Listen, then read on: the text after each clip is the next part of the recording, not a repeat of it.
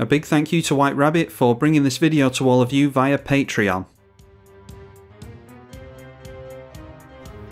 Extus Oriq Overlord versus Rakdos Lord of Riots, Shadrix Silverquill, and Dina Soul Steeper.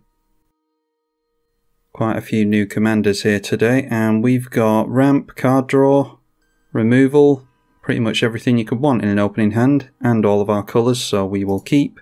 Just a Terramorphic Expanse to start things off from the Rakdos player.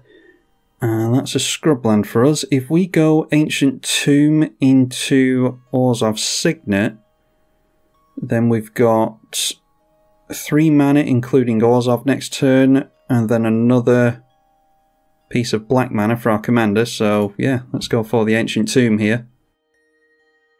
Pretty risky going for Ancient Tomb so early, and it's risky going for your commander on turn 2, but hopefully our opponents don't point removal at it aimlessly.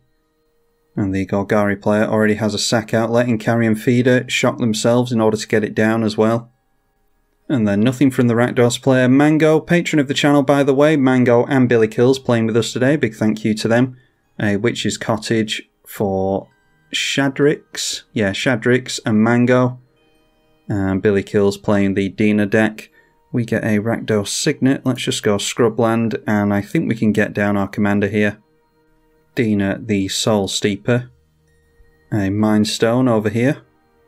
And a Whisper Silk Cloak from the Rakdos player, Shroud and Unblockable, equipped for 2. So that could be a blowout during an attack. We could blow that up with Fracture, the new one from Strixhaven. I think this turn we're going Rakdos Signet and Wall of Omens. We've got Solemnity, which is a combo piece. This is a Solemnity deck. We can combo off with Machaos the Unhallowed and the Brood Moth that I can't remember the name of.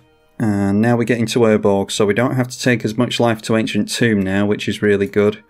Go in at the Rakdos player because I'm worried about a lot of damage being dealt over there because we don't have too much in the means of life gain in this deck. I was thinking about putting some kind of Voltron type shenanigans I have built around Extus as opposed to Awaken the Blood Avatar. So I was thinking about doing a little bit of a Voltron build, but I did that with Killian. So I've gone for an ETB build in this deck, as well as lots of spot removal and things like that so that we can keep grabbing creatures out. It's like a value based, keep cards in your hand, ETB type deck. And now Dina going in the middle towards Mango will be 1 point of commander damage. Felwar Stone down the middle, and that does act as an Orzhov land, or an Orzhov mana rock. Then playing out a Shaylee, Dean of Residence. Flying Vigilance plus counter on each creature that entered under your control this turn. Now a Minister of Pain with Exploit. When it enters you can put a minus counter on something. I'm assuming they're going to sacrifice that. Probably going to get rid of that, but no, they don't surprisingly, so just leaving a 2-3 in play. Alright, Painful Truths is very nice, so how's about Urborg? And we'll tap down our rocks because we're most likely to lose those. Yeah. We'll have to make sure to get out of red land next turn because we're struggling on red mana at the moment, but let's draw 3 cards here. And then it's a Read the Bones as well, so how's about just to Read the Bones this turn. Alright, Desolation Giant is a cool one if we want to wipe the board, so I think we maybe keep that, although we've got Toxic Deluge. Might actually get rid of the Sol Ring to be honest, because I want to be getting into combo pieces. Yeah, I want to look at different cards to that. Might regret getting rid of the Desolation Giant. Skyclave Apparition's nice, as is the Sack Outlet. So yeah, we're just missing Machaos or the Broodmoth at the moment. Go down the middle with our 2-4 double striker. And then we have to discard at the end of the turn, but we can play an instant or sorcery, so probably just get rid of a creature. Let's get rid of the... Yeah, the Skyclave Apparition. I really don't want to see something like a Scavenging Ooze over here, and then we lose our Sack Outlet and Carrion Feeder. Not that I want to lose the Skyclave Apparition either. A Pitiless Plunderer. Shadrix Silverquill coming into play, and that triggers at the beginning of combat on their turn, so it'll be intriguing to see what they go for with that. putting a plus counter on it immediately with their other commander from Strixhaven. Deciding to do something for us there. It's noteworthy that the Solemnity will switch off the plus counter mechanic, so might have been worth going for that just for the sake of turning this off and the plus counters, although yeah, I don't know if it's worth that because then they want to remove it and we really don't want to see Solemnity go down. We can dig it out of the deck or out of the graveyard with a few niche cards, but I'd just rather keep it in hand and throw it down and combo off straight away. They gave us an inkling anyway. Now a Whisper Silk Cloak going on to this thing curiously.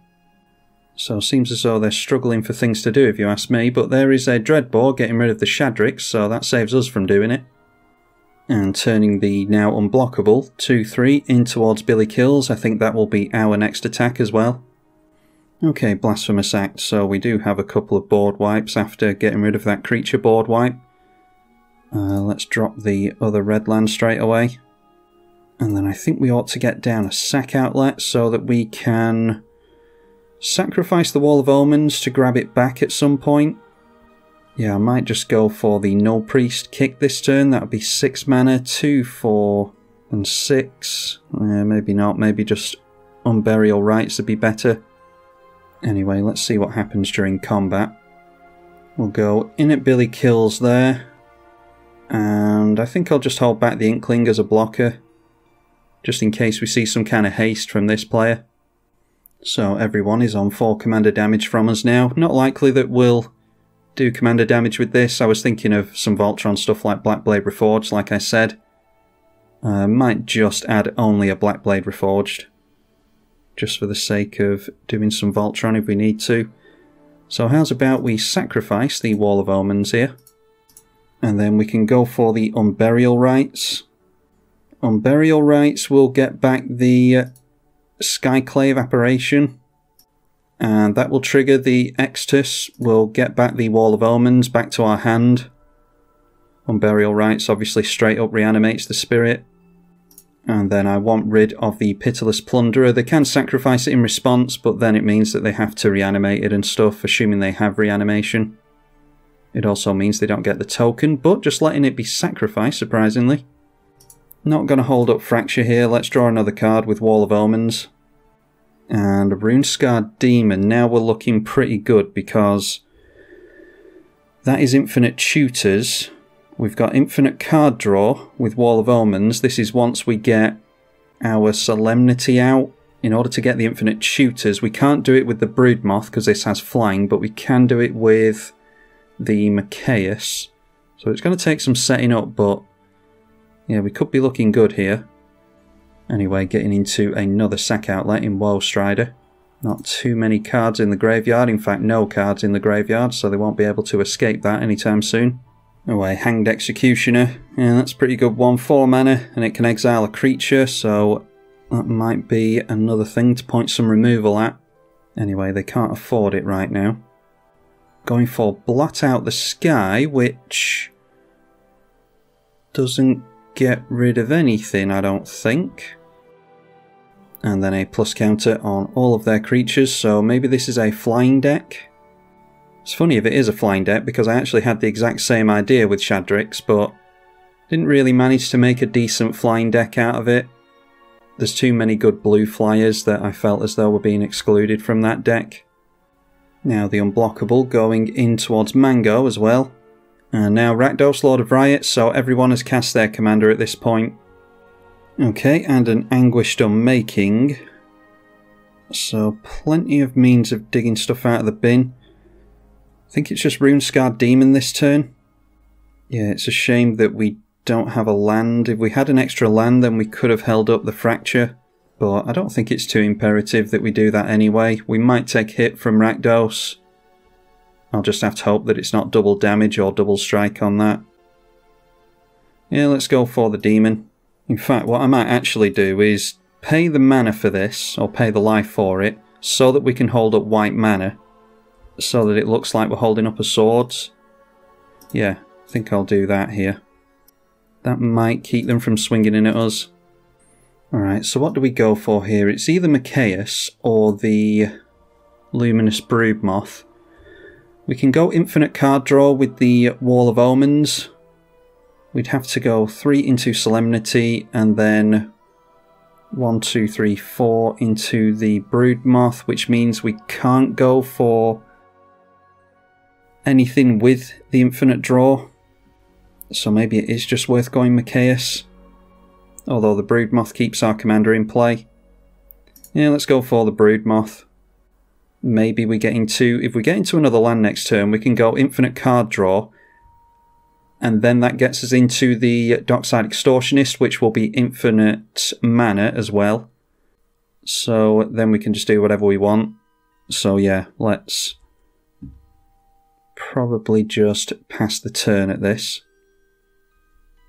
Not going to bother swinging him. And kills, sacrifices the goat for a scry 1. This is before his turn. Yeah, a few players passing the turn with mana held up, unfortunately. So maybe getting rid of the Hanged Executioner is a good idea before we try to combo off. The Rakdos player continues to leave us alone. Rakdos goes in at Billy Kills, the 2-3 unblockable in towards Mango. So that might encourage some removal to be used by them. 3 cards over here, 5 cards over here. And tapping down the mana that would go into the Hanged Executioner, so that goes on to the Rakdos, which saves Billy Kills some life and commander damage. Also opens us up a little bit, maybe. So the damage from this goes through, and then it is Ritual of Soot. Destroy all creatures with mana value of 3 or less, so that immediately slows us down. We can get back the Wall of Omens easily enough, I suppose. Well, we just let that happen.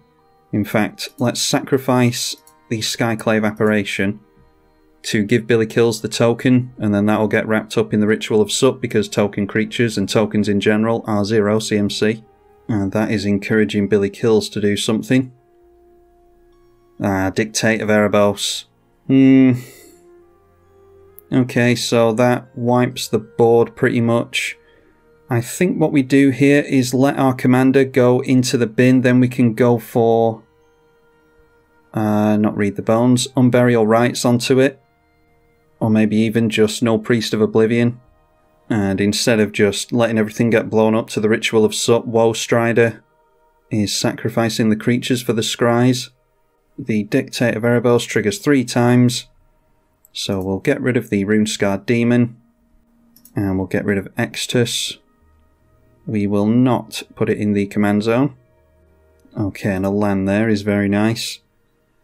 That would have been the difference between us comboing off and not this turn, but the board wipe saved them there.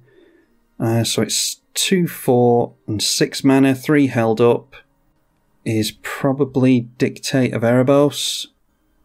Although maybe we don't need to go Fracture or Anguished Unmaking next turn. We'll see what our opponents do.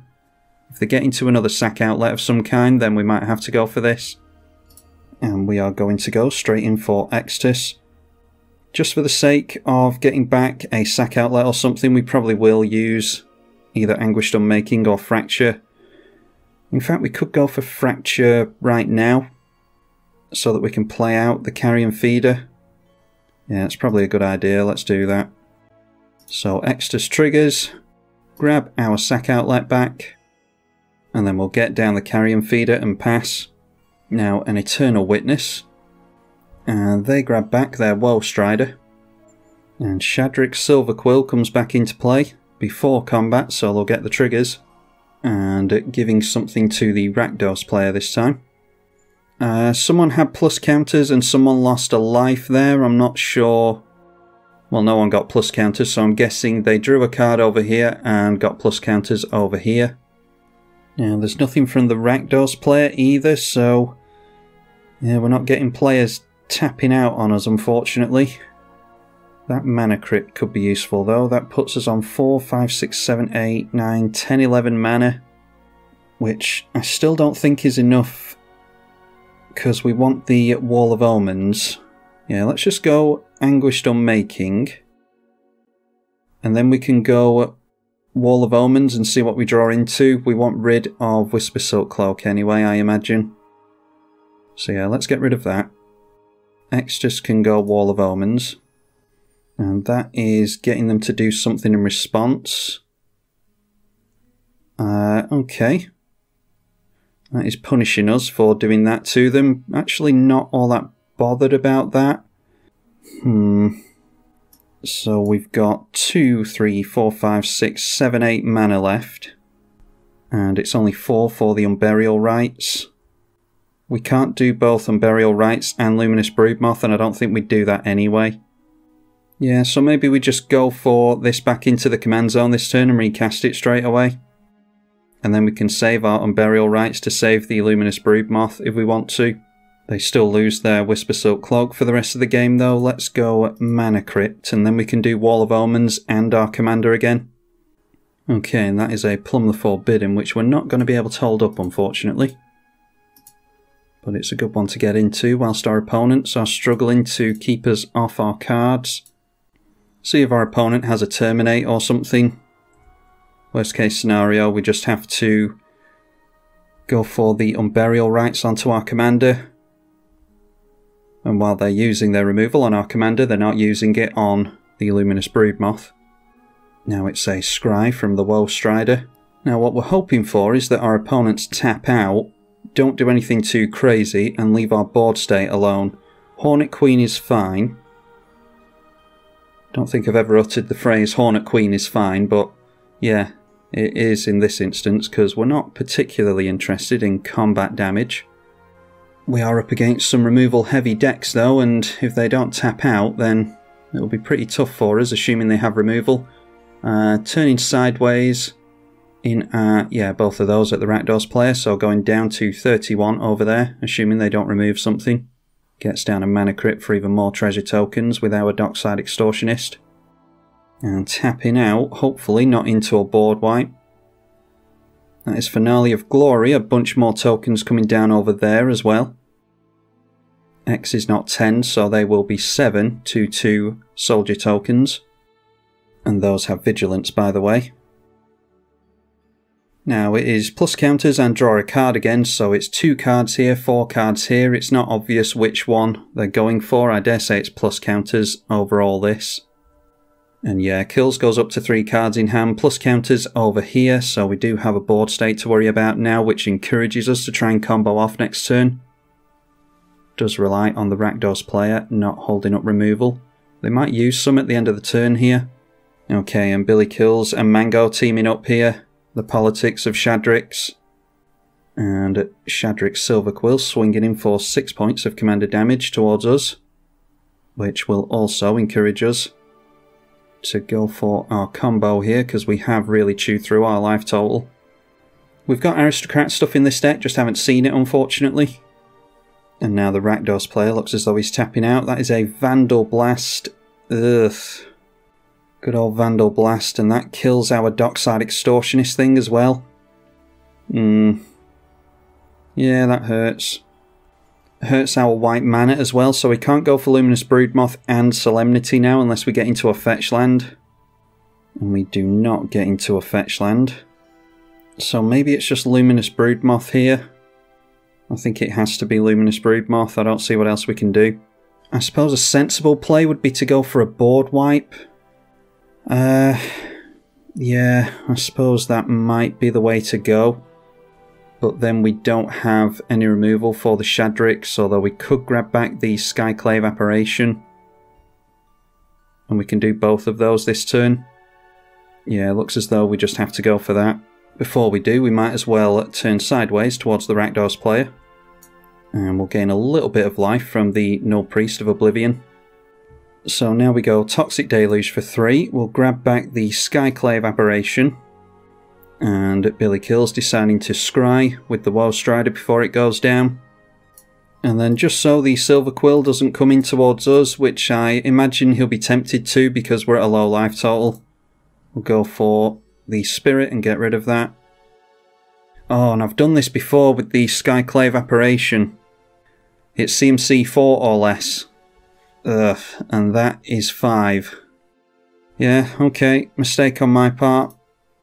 Yeah, that feels pretty bad. We've at least got something to sacrifice to Plumb the Forbidden there. Yeah, our mana's been hurt by that Vandal Blast. Now a doubling season from kills with 2 cards left in hand. Victory Envoy, or Victory's Envoy. At the beginning of your upkeep, put a plus counter on each other creature you control. And continuing to team up with Billy Kills, making an Inkling for themselves and giving Kills a card draw. And deciding not to swing in with the Shadrix, thankfully, so not being punished for the apparition. Okay, there we go, and the Rakdos player just decides to scoop. This is why we try to play with patrons as much as we can, so anyone who is able to donate to the Patreon and even play games like this, it's very much appreciated, because it does keep things like that from happening as much as possible. We draw into a Bedevil. What to do here? I think maybe Broodmoth finally. If we go for Plumb the Forbidden, then we can afford the Broodmoth and a Carrion Feeder. Means that we don't sacrifice anything here, but I think that's alright. Yeah, it's a shame. It would be nice to go for... maybe we just hold back. We've got removal for the Shadrix. So maybe we destroy Shadrix. And then even go for Plumb the Forbidden if we want to. Yeah, I think we have to hold back here. Our life total's too low to do anything flashy. Argument to be made, I suppose, for going for Solemnity, because it looks like we're just trying to keep them off their plus counters. Which might be a good idea, actually. We do see a strip mine over there now, which does feel really bad if they get rid of one of our lands, because we've been missing lands for a long time now. Oh, Belladros Witherbloom. Don't like that. Might be that there's a swords or a path held up over here, so that might go on Belladros before they start getting lots of tokens. Now an Alharu, which is another legendary commander, enters the battlefield, plus counter on each of up to 2 other target creatures.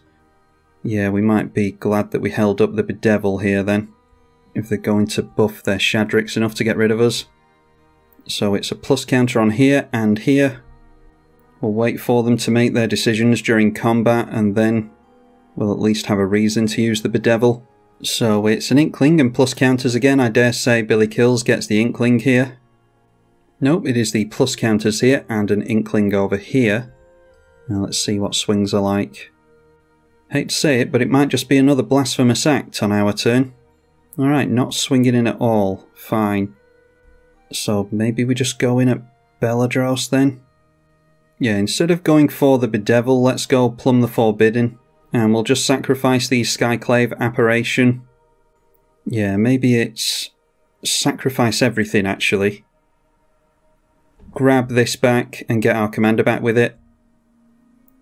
Because we can just go for Blasphemous Act next turn. So we get the original Plumb the Forbidden and then 4 copies of it. Maybe could have gone for Bedevil anyway to put the Carrion Feeder in our hand, where it's safer.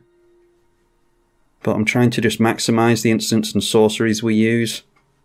Myriad Landscape can get us into some planes finally. And there's that Soul Ring, so that's really good. And an Arcane Signet, so yeah, it's mana, and specifically coloured mana, that we've been not doing too well on, so that looks pretty good. I think we go through to our turn there. Alright, and that's pretty spiky from Billy Kills, getting rid of some of our colours. Yeah, didn't expect that, so trying to screw our colours up here.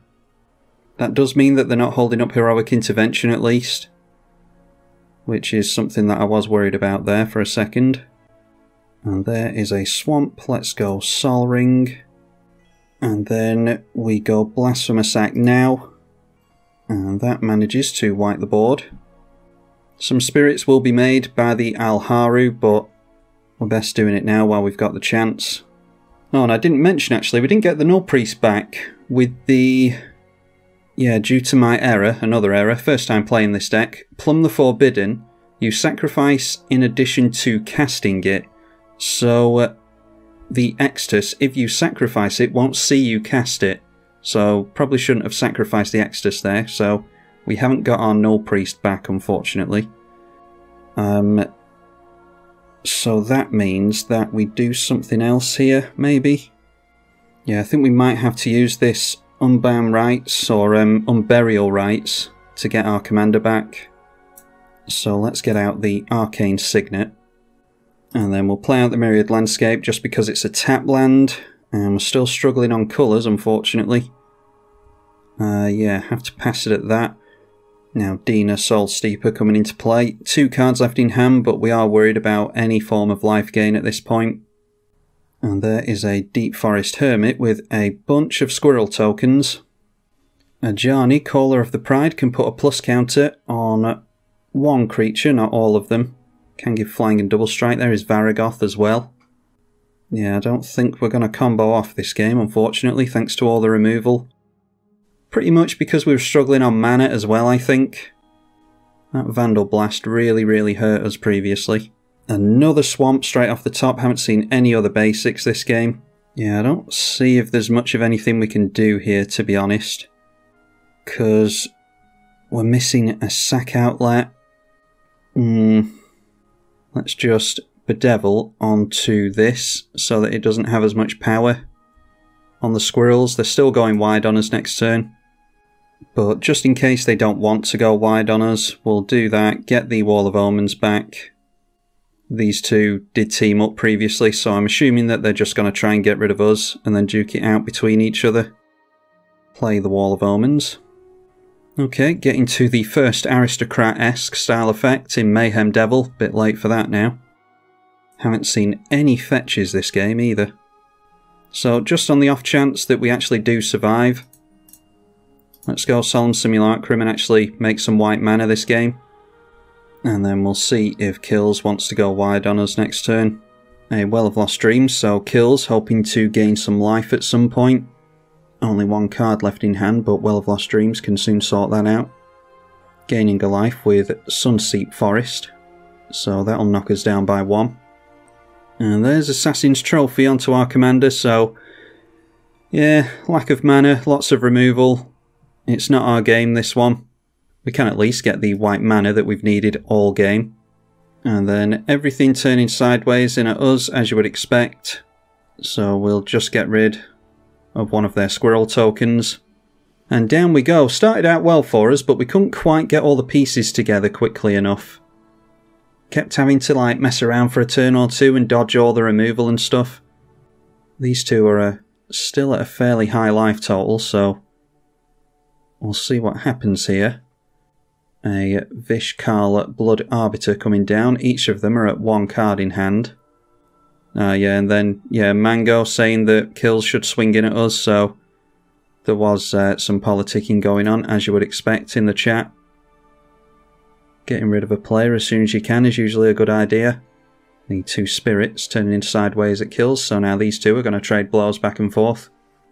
And the limit break on this is -8, and that is a White Sun Zenith.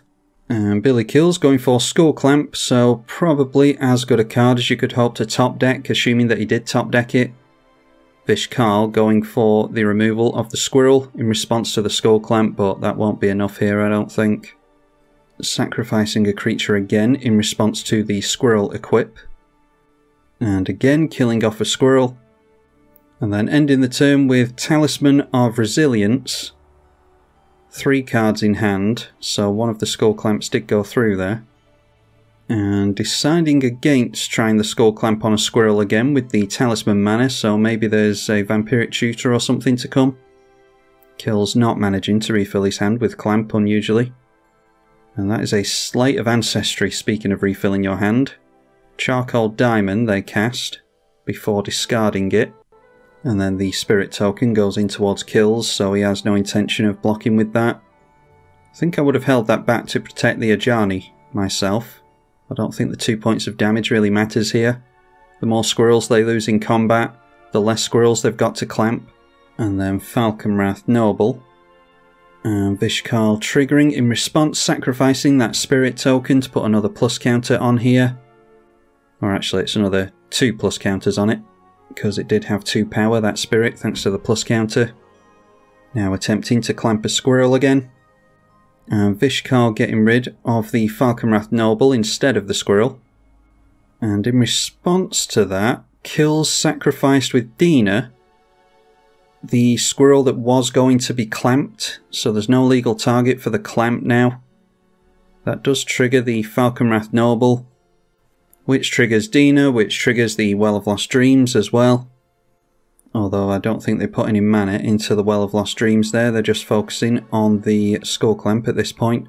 Sacrificing another squirrel with the Falconwrath Noble, or the Dina to trigger the Falconwrath Noble.